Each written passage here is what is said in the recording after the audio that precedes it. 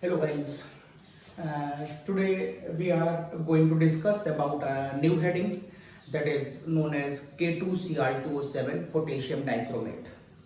इसको आपने लैब में देखा होगा। अगर आप लैब दोबारा जाएं तो गौर करिएगा, एक वेसल के अंदर, एक बॉटल के अंदर orange reddish green orange colour का एक सोल्यूशन रखा हुआ है, लगभग कुछ इस कलर से मिलता जुलता, और वो सोल्यूशन K2Cr2O7 पोटेशियम डाइक्रोमेट कहलाता है आपकी लैब में। साथ ही में एक सोल्यूशन और हम डिस्कस करेंगे जो वहाँ पर लैब में येलो कलर का रखा हुआ है, कुछ मेरी टी शर्ट से मिलता जुलता। ये पोटेशियम क्रोमेट कहलाता है, क्योंकि दोनों ही क्रोमियम के कंपाउंड्स हैं, तो दोनों को हम डिस्कस करेंगे यहाँ पर। तो हम डिस्कस करने जा रहे हैं आज K2Cr2O7 पोटेशियम डाइक्रोमेट, और इसके ऊपर हम डिस्कस करेंगे इसका स्ट्रक्चर, इसके कलर का रीज़न कि ये पीला या ऑरेंज क्यों होता है, इसका मेथड ऑफ प्रिपरेशन। तो फर्स्ट स्टार्ट करता हूँ, और इसको स्टार्ट करने से पहले मैं चाहूँगा आप एक ये वाला नोट अच्छी तरह याद कर लें।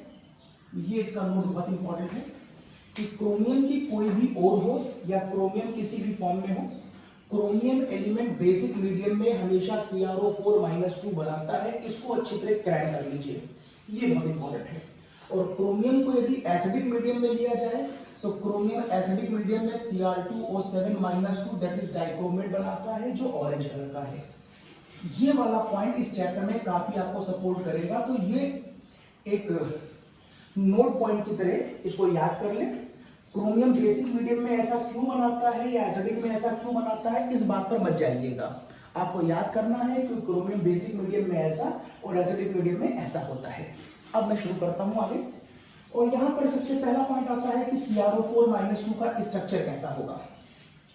तो अगर मैं आपको CrO4-2 that is known as chromate ion, अगर मैं आपको इस क्रोमेट आयन का स्ट्रक्चर दिखाऊं तो सेंटर पे Cr, सराउंडिंग में सारे ऑक्सीजन, और सबको अपनी वैलेंसी सेटिस्फाई करनी होती है। ऑक्सीजन की वैलेंसी 2 होती है और क्रोमियम की वैलेंसी 6 होती है। तो पहले हम देख लें ऑक्सीजन की वैलेंसी। जितनी वैलेंसी होती है उतने डंडे होते हैं। नंबर ऑफ वैलेंसी बराबर नंबर ऑफ डंडे का लॉजिक मैं आपको केमिकल बॉन्डिंग में दे चुका हूं। ऑक्सीजन के साथ 2 वैलेंसी है तो 2 डंडे, ऑक्सीजन के साथ 2 वैलेंसी है 2 डंडे। इस ऑक्सीजन के साथ एक डंडा दिखाई दे रहा है क्योंकि एक वैलेंसी एक आयन पूरा कर रहा है, और इस ऑक्सीजन के साथ भी एक वैलेंसी है और एक वैलेंसी इसका आयन पूरा कर रहा है। इस तरीके से ये CrO4-2 बन जाता है। अगर आप कहीं पर इसका हाइब्रिडाइजेशन देखना चाहें तो आपको मालूम है एक सिग्मा बॉन्ड यहाँ पर है, एक सिग्मा है, पाई काउंट नहीं की जाएगी, एक सिग्मा है, पाई काउंट नहीं की जाएगी, और एक सिग्मा है। ये देखिए 4 सिग्मा बॉन्डे हैं। हाइड्रोजन सेंट्रल एलिमेंट का होता है और सेंट्रल एलिमेंट के साथ 4 सिग्मा बॉन्डे हैं। कोई कोऑर्डिनेट नहीं है, कोई लोन पेयर नहीं है। केमिकल बॉन्डिंग के लॉजिक के अकॉर्डिंग जब 4 आंसर आता है तो sp3 हाइब्रिडाइज होता है।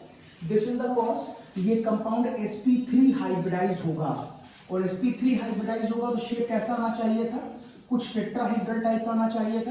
ये देखिए टेट्राहेड्रल इसका शेप भी है। अब यहाँ मुद्दा उठता है कि इस CrO4-2 का कलर येलो क्यों होता है। तो इसके कलर के पीछे अगर मैं जाऊं तो मैं आपसे कहूंगा इसमें कलर का रीजन होता है चार्ज ट्रांसफर। ये क्वेश्चन बोर्ड में और कॉम्पिटिशन में खूब पूछा गया है। CrO4-2 के कलर के पीछे वजह क्या है। वो एक ऑप्शन देंगे आपको डी ट्रांजिशन तो नहीं होता है, एक ऑप्शन देंगे वो डी ट्रांजिशन, और एक ऑप्शन देंगे वो चार्ज ट्रांसफर। तो CrO4-2 में डी ट्रांजिशन नहीं होता है, चार्ज ट्रांसफर होता है। तो पहले हम चार्ज ट्रांसफर की बात करते हैं। यहां से जो -2 चार्ज है वो यहां से मूव करके ऑक्सीजन से मूव करके Cr की तरफ आता है। तो चार्ज ट्रांसफर कहां होता है, ऑक्सीजन से Cr होता है, ऑक्सीजन से Cr होता है। और जब ये यहां पर आता है तो ये सिंगल वैलेंस बॉन्ड डबल हो जाएगी, वैलेंसी गड़बड़ ना करे तो जैसे ही इधर आएगा वैसे ही यहां से यहां चला जाएगा। तो उसका अगला डायग्राम आप यही बना सकते हैं। मींस आप इस घटना को रेजोनेंस भी कह सकते हैं। इसके अंदर एक रेजोनेंस की घटना हो रही होगी, डीलोकलाइजेशन ऑफ पाई बॉन्ड को रेजोनेंस कहते हैं, ये आपको मालूम होगा। तो इस तरह से ये मोशन लगातार चलता रहता है। अगली बार जब ये यहां से कूद करके यहां जाएगा तो फिर इस तरह से मोशन कॉन्टिन्यूटी में चलता रहेगा। है इस मोशन की वजह से ही, इस ट्रांसफर ऑफ इलेक्ट्रॉन की वजह से ही, जिसको एक चक्कर पूरा कंप्लीट होने में 10⁻⁹ सेकंड का समय लगता है। अगर 10⁻⁹ सेकंड में इलेक्ट्रॉन अपना एक साइकिल पूरा करता है, इसका मतलब वहां पर इलेक्ट्रॉन एक पार्टिकल नहीं, वहां पर वो इलेक्ट्रॉन एक वेव की तरह काम कर रहा होगा। जब कोई इलेक्ट्रॉन मूव करता है तो उसकी स्पीड बहुत ज़्यादा होती है और इसलिए वो मूव करते समय इलेक्ट्रॉन पार्टिकल केवल तब होता है जब वो रुका होता है। जब वो चल रहा होता है तो वो हमेशा वेव होता है, वो कहीं पर भी चल रहा हो। तो यहाँ पर भी जो इसका चलने का प्रोसेस है वो मैंने वेव मान लिया। अब अगर ये इतनी तेज चल रहा होगा तो इसकी वेव नेचर की वजह से इसकी अपने सर्टेन एक वेवलेंथ होगी और ये वेवलेंथ हो सकता है कि वेबग्योर में कहीं ना कहीं टच कर रही हो। हर बार जरूरी नहीं है कि कोई इलेक्ट्रॉन जब भी मूव करे तो वहां पर वो उसका जो वेव नेचर है वो वेबग्योर के बीच में ही आए। संभावना होती है, अगर कहीं कलर आ रहा है तो हम वेबग्योर लॉजिक को सोचते हैं, अगर कलर नहीं आ रहा है तो हम नहीं सोचते हैं। यहाँ चूंकि कलर आ रहा है तो हमें सोचना पड़ रहा है। तो हमने कहा कि यहाँ पर इस मोशन को पूरा होने में 10⁻⁹ सेकेंड लगते हैं। इतने कम समय में दूर दौड़ रहा है तो पार्टिकल नहीं वेव होगा। वेव होगा तो वेबग्योर का नेचर होगा। अब वेबग्योर के नेचर के अकॉर्डिंग मुझे एक फॉर्मूला मालूम है, E = hc/λ। h कांस्टेंट है, c कांस्टेंट है, सारा खेल इस एनर्जी और इस वेवलेंथ का है। इस इलेक्ट्रॉन को यहाँ दौड़ने के लिए जरूर कोई ना कोई एनर्जी रिक्वायर्ड होगी और ये एनर्जी कहाँ से लेगा? इसको दौड़ने के लिए एनर्जी कहाँ से लेता है? सनलाइट से लेता है। जिस समय ये सनलाइट से एनर्जी ले रहा होगा तो इस वेबग्योर में से मैं मान लेता हूं किसी एक कलर की एनर्जी ये दौड़ने में खर्च कर दे रहा होगा। जिस कलर की एनर्जी ये दौड़ने में खर्च करता है हम कहते हैं कि उस कलर को इसने एब्जॉर्ब कर लिया। मैं मान लेता हूं इन 7 कलर में से इस कलर को ये दौड़ने में एब्जॉर्ब कर लेता है। ये देखिए, इस कलर की जो एनर्जी होती है कॉम्प्लीमेंट्री एनर्जी, उसको ये दौड़ने में एब्जॉर्ब कर लेता है। तो बाकी बची 6 एनर्जियों को एब्जॉर्ब नहीं करता है। वो क्या करेगा? वो उसे रिफ्लेक्ट कर देगा। ये 6 एनर्जीज यहां से जब रिफ्लेक्ट की जाती हैं तो ये हमारे आईज पर गिरती हैं और जब ये हमारी आई पर गिरती हैं तो हमको कोई ना कोई कलर दिखाई देता है। अब इन 6 के मिलने से कौन सा कलर बनेगा ये देखने के लिए मैं आपको एक पाई डायग्राम दिखाता हूं। ये देखिए मेरा एक पाई डायग्राम।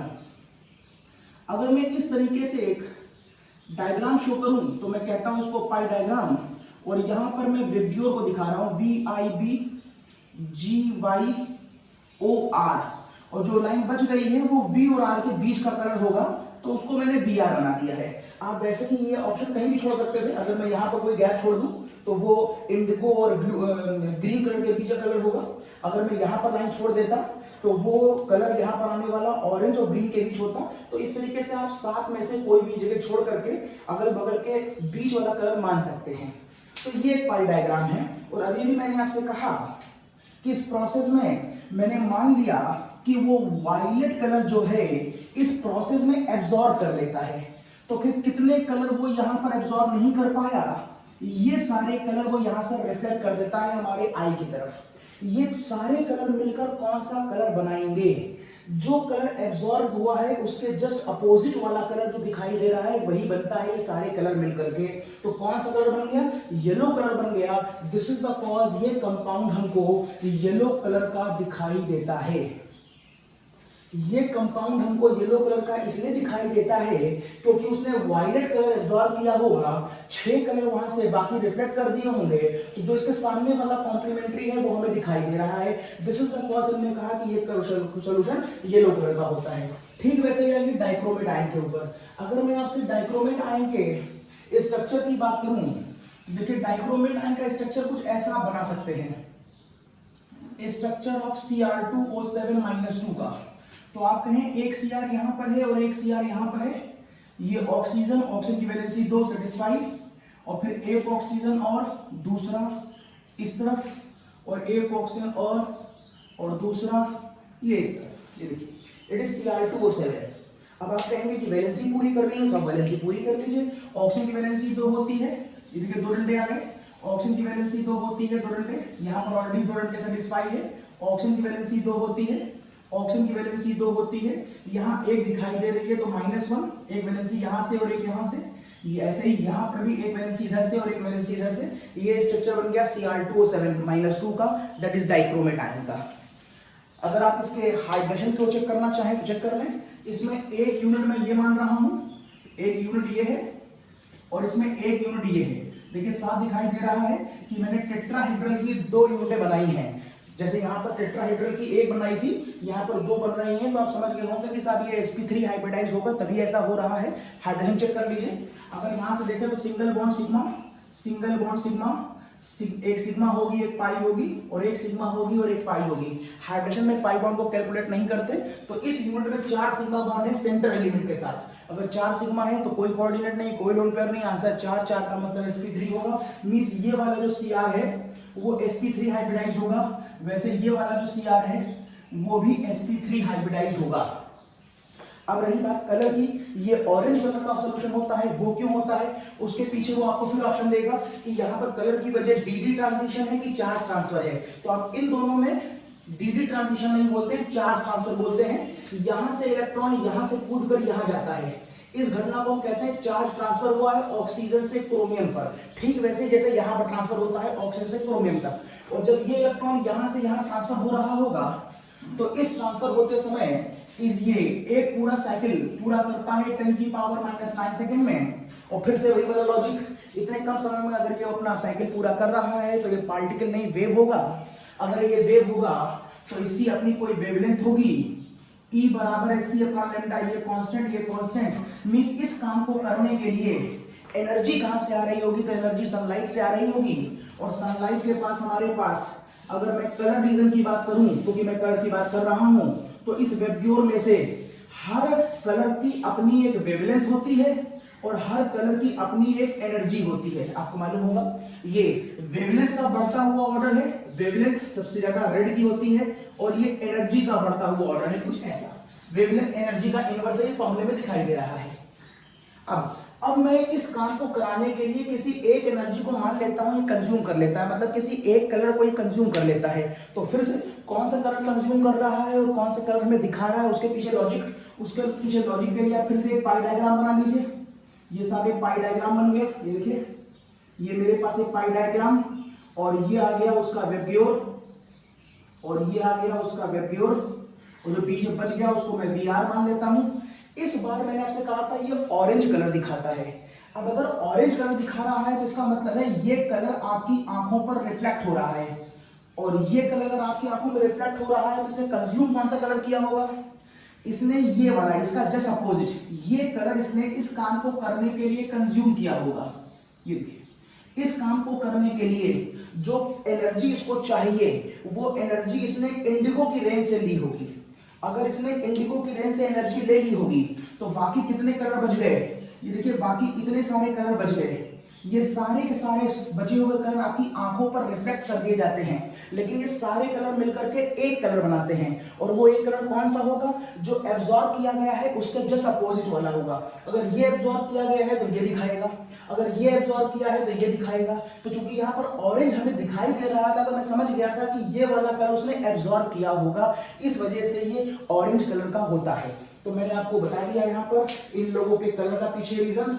अच्छा, मैंने यहाँ पर dd ट्रांजिशन क्यों नहीं कहा ये बता दे रहा हूँ। मैं dd ट्रांजिशन यहाँ पर इसलिए नहीं कह रहा हूँ क्योंकि dd ट्रांजिशन तब होता है जब इलेक्ट्रॉन डी ब्लॉक एलिमेंट के अंदर ही कूद फांद रहा होता है। जैसे आपने इससे पहले कोऑर्डिनेशन कंपाउंड पढ़ा है, वहां पर जो कंपाउंड होते थे उसमें जो इलेक्ट्रॉन का मोशन होता था वो डी एलिमेंट के अंदर ही हो रहा होता था। और जब इलेक्ट्रॉन डी एलिमेंट के अंदर कूदता है तो हम कहते हैं वो dd में कूद रहा है, दैट इज dd ट्रांजिशन। लेकिन यहां पर इलेक्ट्रॉन dd में नहीं कूद रहा है, कभी ऑक्सीजन से क्रोमियम पे जाता है।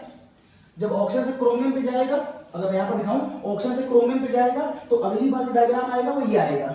जब मैं फिर दिखाऊंगा तो मैं कहूंगा फिर से वो ऑक्सीजन से क्रोमियम पे जाएगा तो डायग्राम मूव करके कुछ ऐसा हो जाएगा। तो यहां पर आप ये पाएंगे कि इलेक्ट्रॉन हर बार ऑक्सीजन से डी एलिमेंट में जाता है, ऑक्सीजन से डी एलिमेंट में जाता है, डी एलिमेंट के अंदर ही नहीं कूद रहा है। इसलिए हम इसे dd ट्रांजिशन नहीं कहते, चार्ज ट्रांसफर कहते हैं। Okay, now start the next heading. ये हटा रहा हूं, तो इसकी नेक्स्ट हेडिंग होगी, इसका मेथड ऑफ प्रिपरेशन। देखिए, बहुत इंपॉर्टेंट, इसका मेथड ऑफ प्रिपरेशन। सर, इसका मेथड ऑफ प्रिपरेशन जो है वो एक खास ओर से लिया जाता है। इसका मेथड ऑफ प्रिपरेशन, और वो लिया जाता है एक खास ओर से जिसका नाम है क्रोमाइटो। Is very important.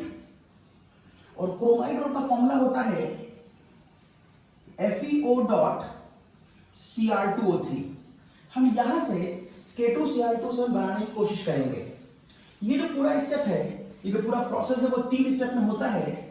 पहला हम बेसिक मीडियम में रिएक्शन कराएंगे, दूसरी रिएक्शन हम एसिडिक मीडियम में कराएंगे और तीसरी रिएक्शन में हम ट्रांसफर ऑफ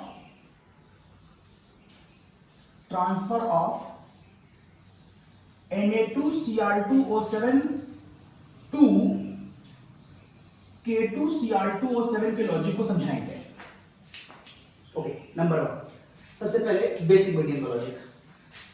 जैसे ही हम क्रोमाइड ओर को that is FeO dot Cr2O3 को बेसिक मीडियम में लेते हैं, देखिए क्या होगा। जैसे ही हमने क्रोमाइड ओर को बेसिक मीडियम में लिया तो मुझे तुरंत ये वाला पॉइंट याद आएगा। क्रोमियम का एलिमेंट या क्रोमियम किसी भी फॉर्म में हो, वो किसी भी ओर में हो, बशर्ते वहां पर क्रोमियम का होना कंपलसरी है। अगर क्रोमियम है और मीडियम बेसिक दिया है तो ये जरूर बनेगा। ये क्रोमियम का अपना स्पेशल बिहेवियर है। हर एलिमेंट का बिहेवियर अलग अलग होता है, इसलिए हम यहाँ पर फिलहाल क्रोमियम के बिहेवियर की बात कर रहे हैं। तो जैसे ही आपने NaOH डाला तो क्रोमियम क्या करेगा, तुरंत CrO4-2 बना लेगा, मींस येलो कलर का सॉल्यूशन बन जाएगा, मींस जिसे आप क्रोमेट आयन कहते हैं। ये बात देखते ही मैं समझ जाऊंगा कि ऐसा होगा क्योंकि मीडियम बेसिक है। अब एक बात पे और गौर करिए, अगर आपको ऑक्सीडेशन नंबर निकालना आता हो तो निकाल के देखिएगा। यहां पर क्रोमियम का जो ऑक्सीडेशन नंबर आ रहा है वो +6 आ रहा है। चलिए मैं निकाल के दिखा दे रहा हूं। CrO4-2 में इसको X मान लीजिए। ऑक्सीजन के ऊपर जो चार्ज होता है वो -2 होता है। कितने ऑक्सीजन है? 4, और कुल चार्ज यहाँ पर कंपाउंड के ऊपर कितना दिखाई दे रहा है? -2। तो सॉल्व करके देखिए, यहाँ +6 आ रहा है। जबकि अगर आप इस वाले एरिया में देखें, इस वाले एरिया में FeO में Fe पे चार्ज क्या है? ये -2 है तो ये +2 होगा, मतलब ये फेरस है। और जरा इस वाले पार्ट पे चार्ज देखें, अगर इस वाले पार्ट पे मैं चार्ज दिखाऊं यहां पर, तो Cr2O3 इसको मान लीजिए 2x, ये हो जाएगा -2 मल्टीप्लाइड बाय 3 बराबर 0, तो 2x बराबर हो जाएगा +6, x बराबर हो जाएगा +3।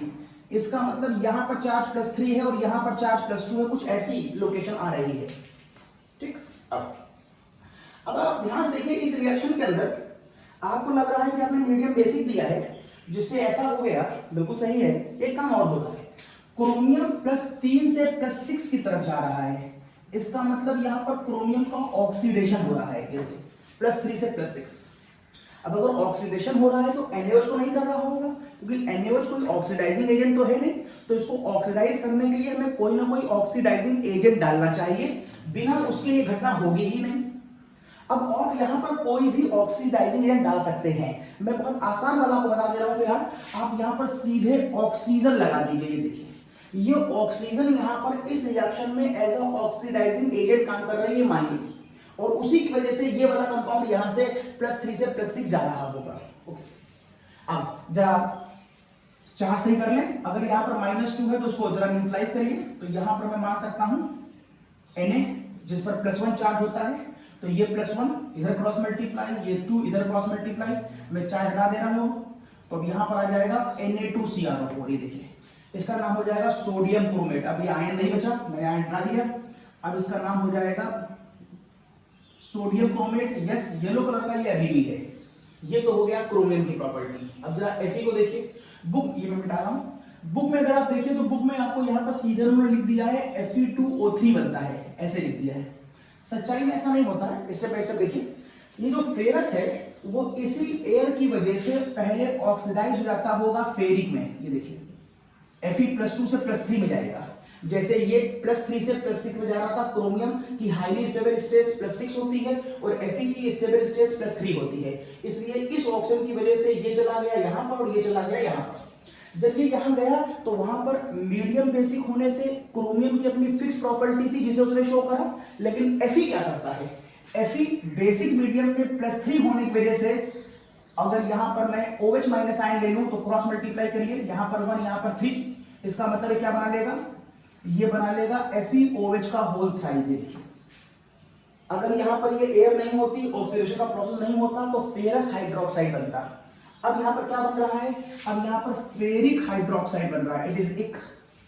लेकिन चूंकि इस प्रोसेस में हम ठीक ठाक हीट दे रहे होते हैं, इस वजह से ये हाइड्रोक्साइड फिर से डिकम्पोज कर जाता है ड्यू टू द हीट, और किसी भी हाइड्रोक्साइड को अगर गर्म करिए तो वो अपना ऑक्साइड और वाटर बनाता है। ये देखिए, एक्चुअली में यहां पर एक प्रोसेस होता है जिसको बुक में सीधे डायरेक्ट यहां लिख दिया गया है Fe2O3, तो ये Fe2O3 किस रास्ते से यहां पर आया है, और फिर मैंने पानी बोला ही है, तो यहां पर पानी इस वजह से भी आना चाहिए क्योंकि इस प्रोसेस से पानी बन रहा है, आप ये मान लें। यह एक और शॉर्ट ट्रिक मैं पहले ही बता चुका हूं, किसी भी रिएक्शन में अगर रिएक्टेंट साइड पर आपको H और O दिखाई दे रहा हो किसी भी फॉर्म में, H है, O है, O है, O है, तो राइट साइड पर प्रोडक्ट की फॉर्म में वाटर जरूर लिख लेगा। इस वजह से भी मैं यहां पर वाटर लिखने जा रहा हूं। ये समझाने के बाद ये पार्ट मैं हटा दे रहा हूं, मेन रिएक्शन हमारी ये है, ये मैंने हटा दिया। Now this is your main reaction.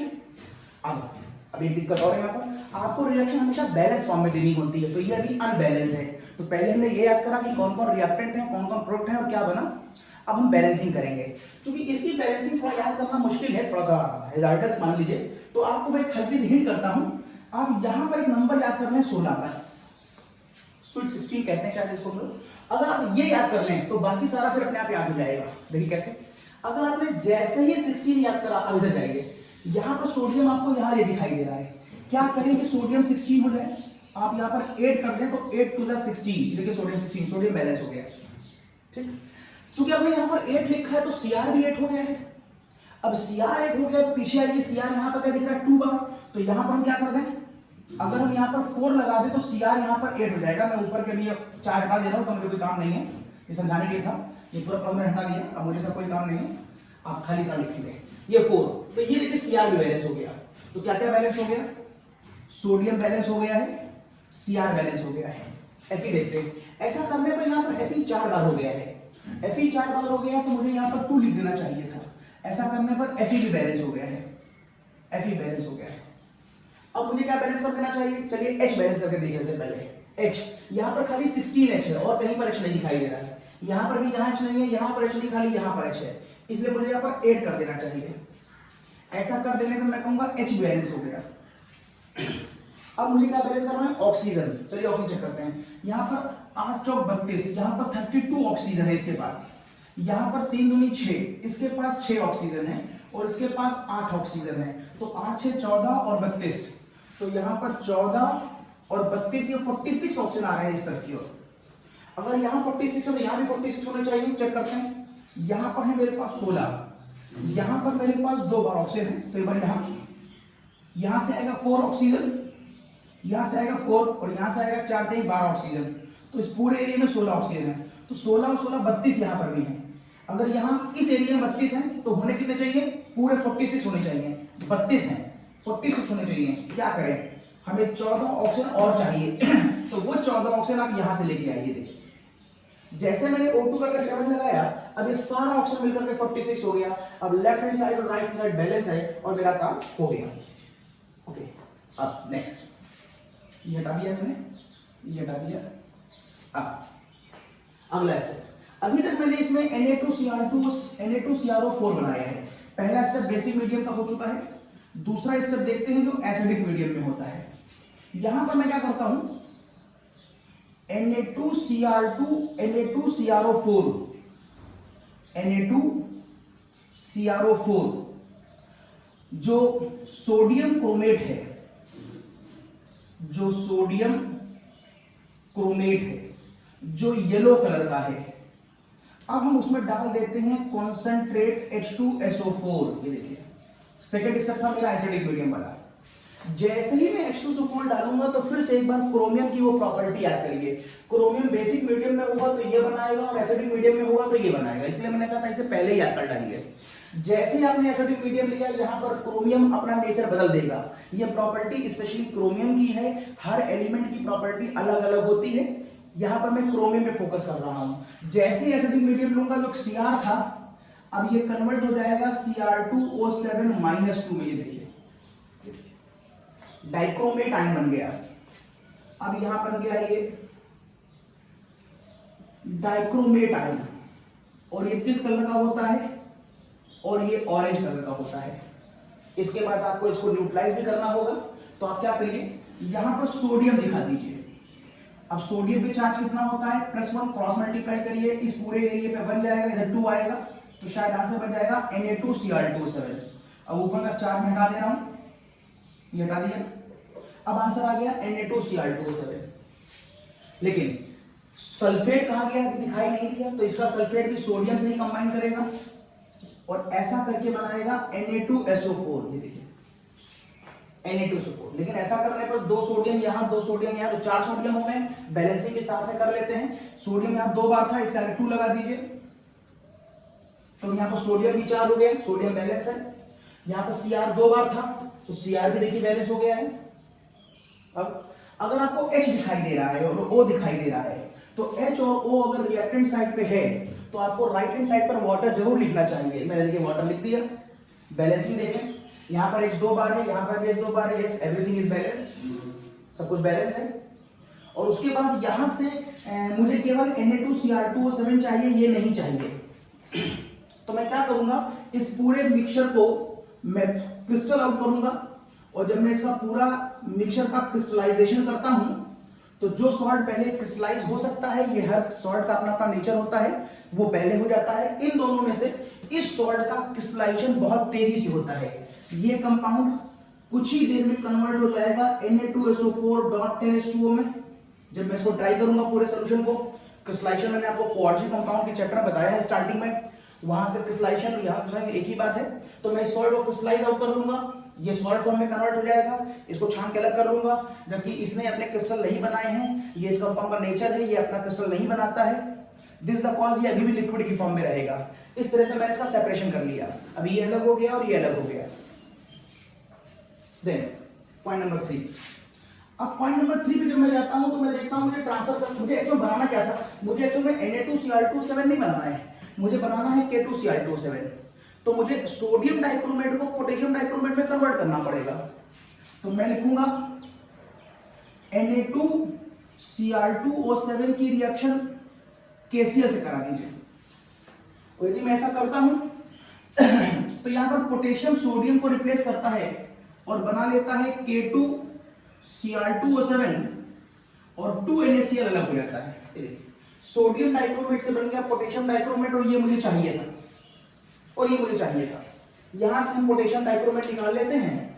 Potassium dichromate का यहां से क्रिस्टलाइजेशन बहुत आसान होता है, क्योंकि NaCl किसी भी हालत में क्रिस्टलाइज नहीं करता।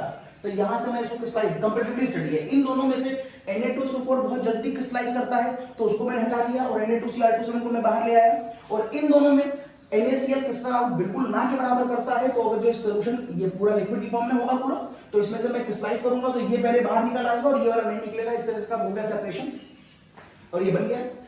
अब हो सकता है कि मन में एक बात आए कि जब मुझे K2Cr2O7 ही बनाना था तो मैंने यहां पर NaOH को लिया।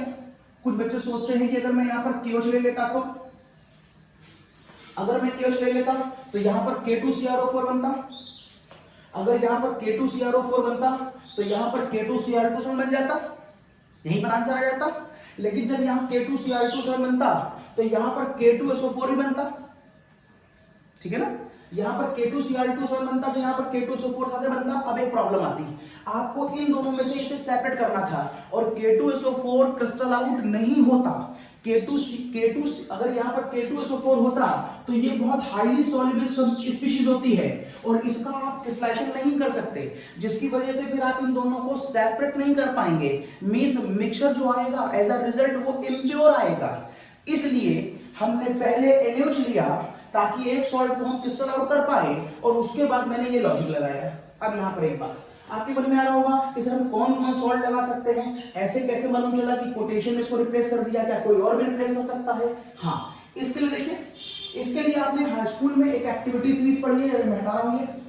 इसके लिए आपने हाई स्कूल में एक सीरीज पढ़ी थी जिसका नाम था एक्टिविटी सीरीज, और जिसको इस चैप्टर में इसकी आवश्यकता पड़ेगी। इसको हम लोग ऐसे पढ़ते हैं, लल्लू कल्लू बाबू साहब, इसको मैंने कहा है एक्टिविटी सीरीज। या सेकेंड ईयर में आते आते इलेक्ट्रोकेमिस्ट्री में इसका नाम हो जाता है standard reduction potential series. Standard reduction potential series दोनों एक ही चीज है। लल्लू कल्लू बाबू साहब कैल्शियम नहीं मिलेगा, आज मान जाओ कल फिर कद्दू कटेगा, नाइफ सर पर है। यहां पर एक पोएम मान लेते खत्म हो गई। याद करने की ट्रिक बता रहा हूं मैं आपको। लल्लू कल्लू बाबू साहब ये किसी का नाम है। कैल्शियम नहीं मिलेगा, आज मान जाओ कल फिर कद्दू कटेगा। कद्दू कल कटेगा, ये बॉडी कद्दू में कैल्शियम होता होगा। कल फिर कद्दू कटेगा, आज क्यों नहीं कट रहा है? क्योंकि बता रहा है नाइफ सर पर है। जो कद्दू काटता है उसके सर पे किसी नाइफ रखी हुई है, उसने कहा है कि अगर आप कद्दू काटोगे तो तुम्हारा गला काट देंगे, कुछ ऐसा मतलब निकल रहा है इसका। तो लल्लू कल्लू बाबू साहब ये 4 लोग हैं। इनसे कहा जा रहा है कैल्शियम नहीं मिलेगा, आज कैल्शियम नहीं मिलेगा। हर बार मिलता है, आज नहीं मिलेगा, कैल्शियम नहीं मिलेगा। और कहा जा रहा है रिक्वेस्ट, आज मान जाओ, आज मान जाओ कल फिर कद्दू कटेगा। ये कोबाल्ट है, कोबाल्ट। कल फिर कद्दू कटेगा, जब कटेगा समय बटेगा। कल फिर कद्दू कटेगा, आज को नहीं कट रहा है क्योंकि नाइफ चाकू नाइफ सर पर है। एक पोएम खत्म। इसका सेकंड पार्ट, कौन आए आज होंगे पंडित ब्रह्मानंद और कलावती। किसी ने घर पर नॉक किया तो कई बार अंदर से आके पूछता है किसी दूसरे से, देखो कौन आया आज। तो जिसे पूछा उसने आंसर दिया, अरे वही उनका आने का समय हो गया है, वही जो हर रोज आते हैं इस समय। कई होता है दूध वाला आया होगा, नॉक हुआ, कौन आया होगा, अरे सब्जी वाला आया होगा। तो कई बार टाइमिंग के अकॉर्डिंग हम डिसाइड कर लेते कौन आया होगा। तो जैसे नॉक हुआ, पूछा कौन आए आज, कौन का मतलब कॉपर, आयोडीन, सिल्वर। कौन आए आज होंगे मरकरी, होंगे प्लेटिनम, पीटी, होंगे कौन आए आज होंगे पंडित ब्रह्मानंद और कलावती। ब्रह्मानंद का मतलब BR, it is bromine, BR. और कलावती मान लो ब्रह्मानंद की वाइफ का नाम है, ब्रह्मानंद पंडित जी हैं, उनकी वाइफ का नाम कलावती है। कौन आए आज होंगे पंडित ब्रह्मानंद और कलावती। फिर किसी ने पूछा देखो कुछ लाए भी हैं कि खाली हाथ आ गए हैं। तो अंदर से आ जाए एयू सोना लाए फ्री में, AUF। तो ये सोना लाए फ्री में। तो ये एक एक्टिविटी सीरीज है, आपने हाई स्कूल में पढ़ी है और आपने सुना है वहां पर एक प्रॉपर्टी, बहुत सारी प्रॉपर्टी आपको पढ़ाई जाएंगी। एक प्रॉपर्टी आप पढ़ के आए हैं, वो क्या है, इस सीरीज में ऊपर आने वाला एलिमेंट हाई रिएक्टिव है, नीचे आने वाला एलिमेंट जैसे नीचे जाएंगे रिएक्टिविटी कम होती जाती है। और हाई रिएक्टिव एलिमेंट अपने से लेस रिएक्टिव एलिमेंट को उसी के सोल्यूशन से रिप्लेस कर देता है। क्या आपने हाई स्कूल में कोई एक ऐसी चीज पढ़ी है, जिंक की रिएक्शन अगर H2SO4 से कराई जाए तो क्या होगा? आप वहां पर पढ़ के आए हैं कि ऐसा होता था। ये देखिए किस बिहार पर होता था। जिंक सीरीज में ऊपर आता है, H सीरीज में नीचे आता है। ये देखिए ऊपर आने वाला एलिमेंट अपने से नीचे आने वाले एलिमेंट को उसी के सोल्यूशन से रिप्लेस कर देता है। ये इसको रिप्लेस कर देता है, इसीलिए आप ये लिखा करते थे। ठीक है, ऐसा ही मैं यहां बता रहा हूं।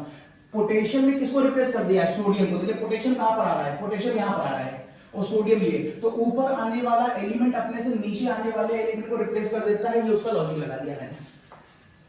ठीक है, ओके नेक्स्ट। इसका नेक्स्ट क्वेश्चन होता है, जो तक कॉपी कर लीजिए आप से। इसका नेक्स्ट क्वेश्चन होता है, इस क्वेश्चन में K2Cr2O7 का इक्विवेलेंट वेट क्या होगा इन एसिडिक मीडियम। देखिए मैं हटा रहा हूं,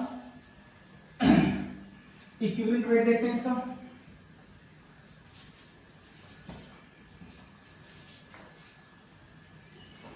ओके,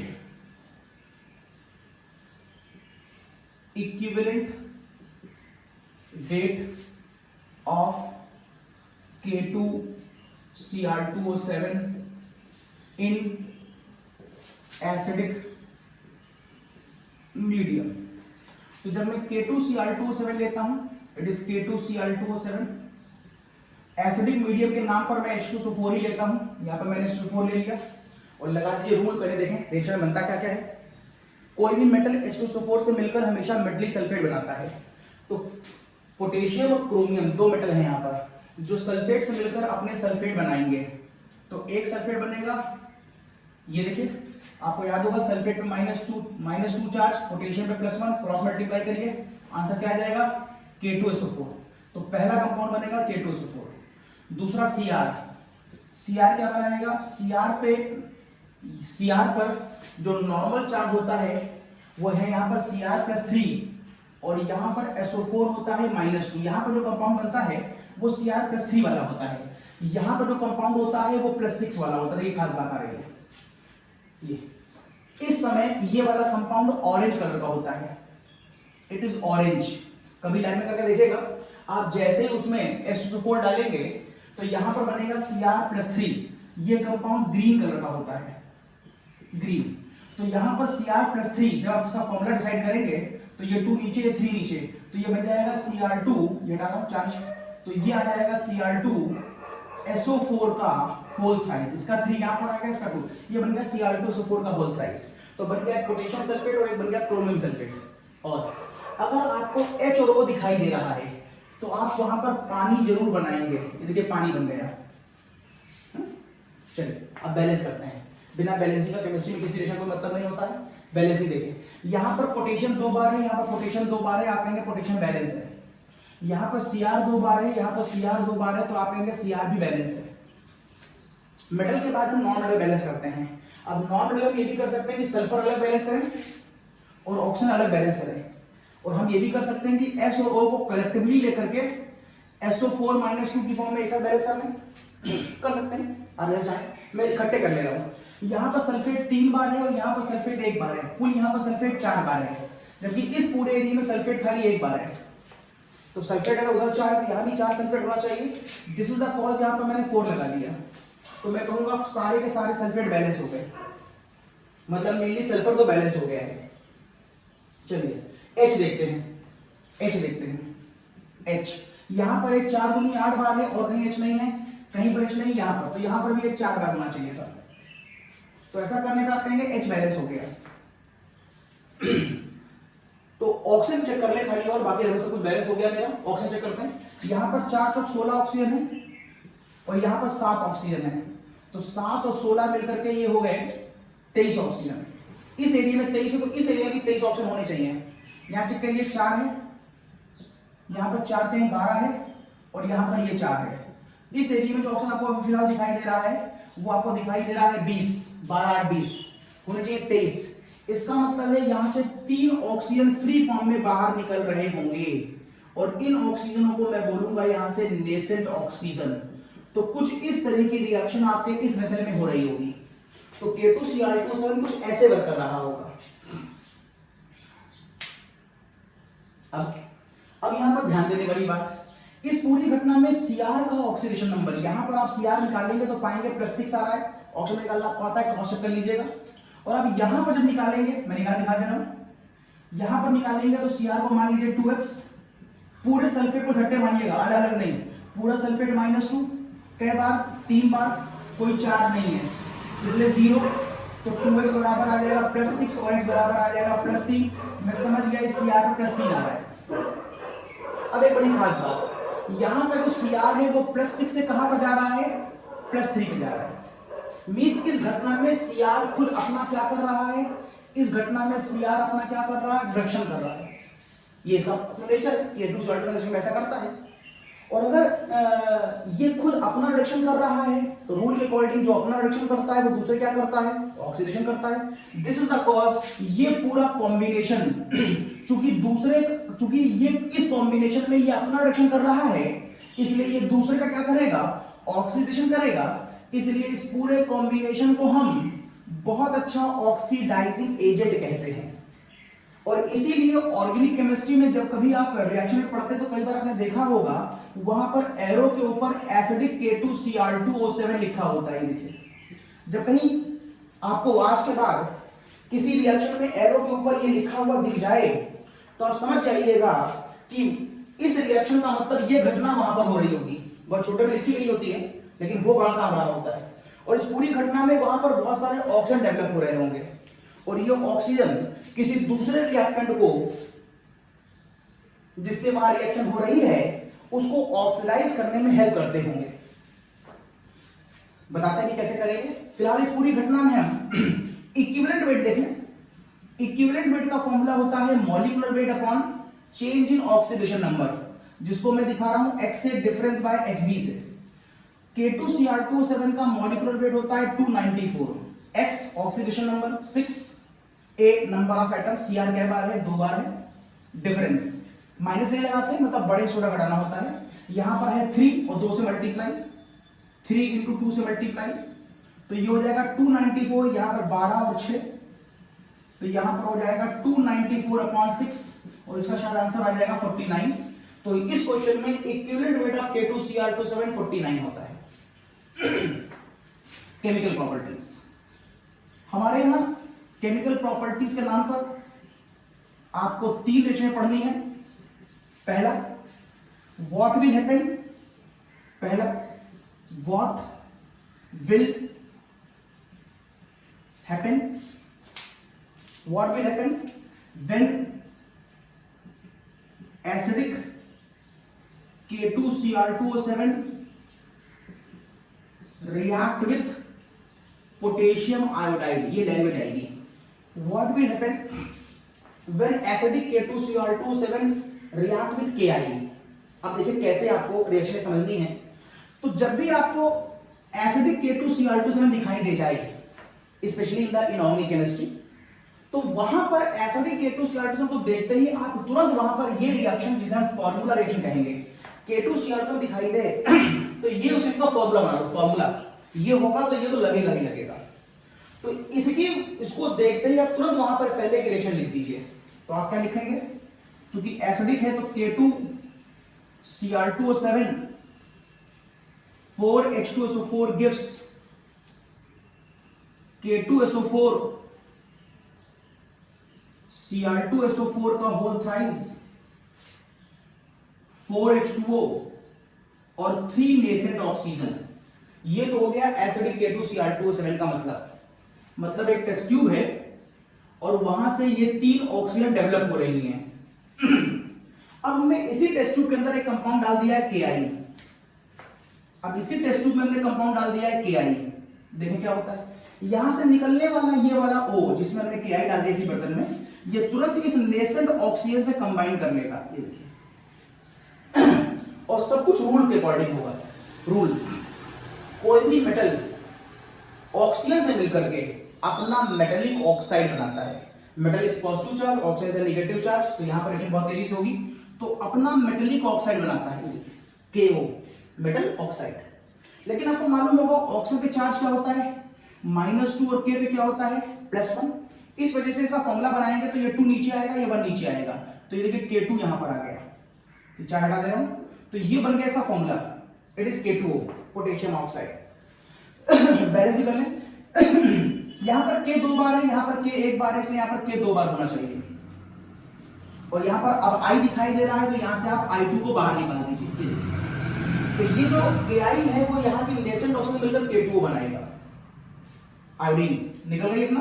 अब K2O ने क्या करा, चूंकि ये रिएक्शन लिक्विड मीडियम में हो रही है, ऑब्वियस ये सब कुछ लिक्विड में होगा, लिक्विड मीडियम में। अगर लिक्विड है तो पानी कहने की आवश्यकता नहीं है, पानी तो वहां पर है ही, जब रिक्वायरमेंट है तो ले लीजिए। तो ये K2O यहीं पर पाए जाने वाले तुरंत पानी से कंबाइन कर लेगा। ये देखिए फिर रूल्स, कोई भी मेटेलिक हाइड्रोक्साइड पानी से मिलने पर हमेशा, कोई भी मेटेलिक ऑक्साइड पानी से मिलने पर हमेशा अपना मेटेलिक हाइड्रोक्साइड बनाता है। दिस इज द कॉज, यहां पर क्या बन जाएगा, KOH।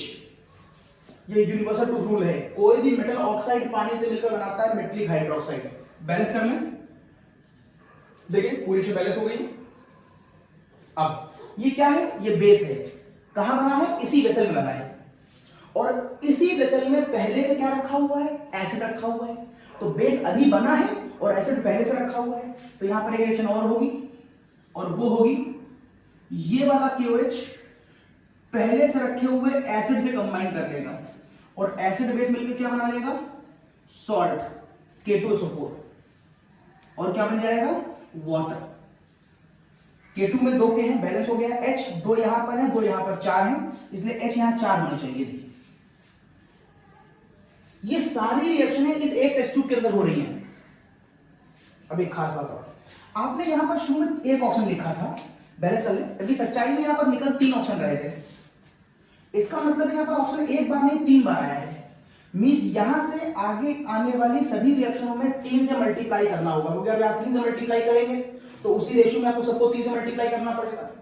जब ये यहां पर 1 था तो यहां 1 लिखा था, अब 3 हो गया होगा तो मुझे सबको 3 से मल्टीप्लाई करना होगा। अभी 2 था, अभी क्या हो गया होगा, 6, अब यहां 6 होगा तो मुझे यहां 6 लिखना पड़ेगा, तो फिर यहां भी सबको 3 से मल्टीप्लाई करना पड़ेगा। तो मैं इन द वन फॉर्म कह सकता हूं इन सारी रिएक्शनों को आप 3 से मल्टीप्लाई कर दीजिए। और क्यों कर दीजिए, क्योंकि अभी ये सारी रिएक्शन है एक ऑक्सीजन से बैलेंस की गई हैं, जबकि हम निकल कितने ऑक्सीजन रहे हैं 3। इसका मतलब है यहां पर क्या करना होगा मुझे 3। तो ये जो 2 दिख रहा है ये क्या हो जाएगा 6, ये हो जाएगा 3 और ये हो जाएगा 3। ये जब K2 3 हो जाएगा तो उसी के रिस्पेक्ट में ये भी 3 हो जाएगा, ये 6 हो जाएगा। और जब ये 6 हो जाएगा तो उसी के रेशियो में ये 3 हो जाएगा, ये 3 हो जाएगा और ये 6 हो जाएगा। और फिर आप इन सबको उठा के जोड़ दीजिए तो आप देखिए क्या क्या कैंसिल हो गया। तो आप कहेंगे ये K2O 3 बार और ये K2O कैंसिल, ये 6KOH और ये 6KOH कैंसिल। क्या बचा, तो बचा है आपके पास एक K2Cr2O7, एक K2Cr2O7, H2O4 4 बार और 3 बार, 7 बार H2SO4, 6 टाइम Ki। ये बचा है शायद आपका रिएक्टेंट साइड। इधर क्या क्या बचा है K2SO4 और बचा है इधर Cr2SO4 का होल थ्राइस और बचा है यहां पर K2SO4 एक ये वाला है और एक 3 ये वाले हैं। तो कुल मिलाकर शायद 4 K2SO4 बचा है। ये हो गया Cr2SO4 का होल थ्राइस। 6 पानी यहां पर है और 4 पानी यहां पर है। यहां पर 6 और 4 10, लेकिन 3 पानी यहां पर है तो 3 पानी कैंसिल भी हो गए तो यहां बचेगा 7 पानी। यहां पर 7 पानी और O पहले कैंसिल हो गया था, वो तो मैंने कंज्यूम कर लिया है। ये वाला O, ये वाला 3 O और ये वाला 3 O कैंसिल कर लीजिएगा। अब बचे यहां पर 3I2। ये देखिए ये आपकी फाइनल इक्वेशन है। तो यहां पर 2 क्वेश्चन हो गए हैं। इक्विवेलेंट वेट कैसे निकाला, एक क्वेश्चन। ये वाला कॉम्बिनेशन ऑक्सीडाइजिंग एजेंट क्यों है ये बता दिया और फिर एक केमिकल प्रॉपर्टी बता दी। कॉपी करें। अगला क्वेश्चन आएगा व्हाट विल हैपन, अगला क्वेश्चन बता रहा हूं, what will happen when acidic K2Cr2O7 react with ferrous sulphate. ये देखिए अगर ये क्वेश्चन आया तो चेंज हुआ है वो यहां पर हुआ है, यहां कोई चेंज नहीं हुआ है, इसलिए पहली रिएक्शन और पहले टेस्ट ट्यूब का डायग्राम एक जैसा रहेगा। बस अंतर यह है कि अभी थोड़ी देर पहले जहां पर आप Ki डाल रहे थे, अब आप Ki ना डाल करके वहां पर क्या डालने लगे हैं, अब आपने उस बर्तन में FeSO4 डाल दिया है। तो यहां से रिएक्शन को मैं हटाऊंगा, ये देखिए हट गई ऊपर वाली एज इट इज। अब यहां से जो ऑक्सीजन निकली उसका अटैक कहां पर होगा, उसका अटैक फेरस सल्फेट पर होगा। और मुझे अच्छी तरह मालूम है फेरस में जो Fe है वो +2 है और आप +2 को ऑक्सीडाइज करके +3 पे ले जा सकते हैं। +3 पे ले जाने का मतलब है यहां पर कौन सी घटना हो रही है, ऑक्सीडेशन। कौन करेगा, ये वाला ऑक्सीजन करेगा। तो आप कहेंगे जैसे ही मैं इसमें एक ऑक्सीजन डालूंगा ये फेरस को किसमें कन्वर्ट करने की कोशिश करेगा, फेरिक में।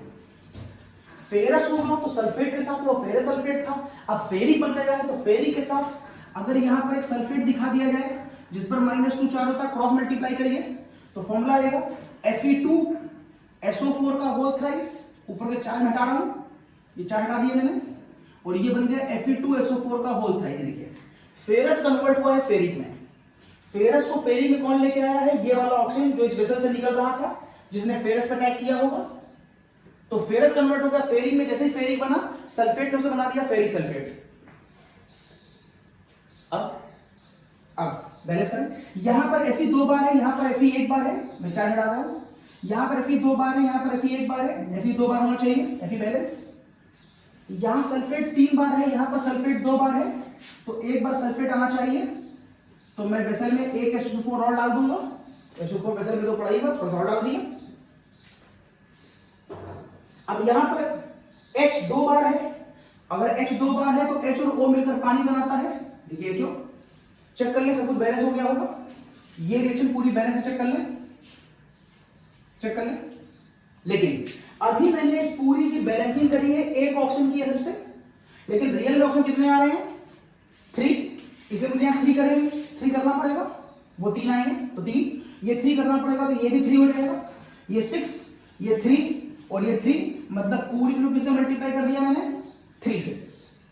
अगर मैं पूरे को 3 से मल्टीप्लाई करूंगा तो ये 3 हो जाएगा, ये 3 हो जाएगा, ये 6 हो जाएगा, ये 3 हो जाएगा और ये 3 हो जाएगा। जो कैंसिल होना है वो काट दीजिए। तो ये 3 FeO सॉरी ये 3 ऑक्सीजन और ये 3 ऑक्सीजन कैंसिल हो जाएंगे, बाकी पॉइंट के जोड़ दीजिए। जोड़ेंगे तो फाइनल आंसर आएगा K2Cr2O7 4 और 3 7 H2SO4 plus 6 FeSO4 gives K2SO4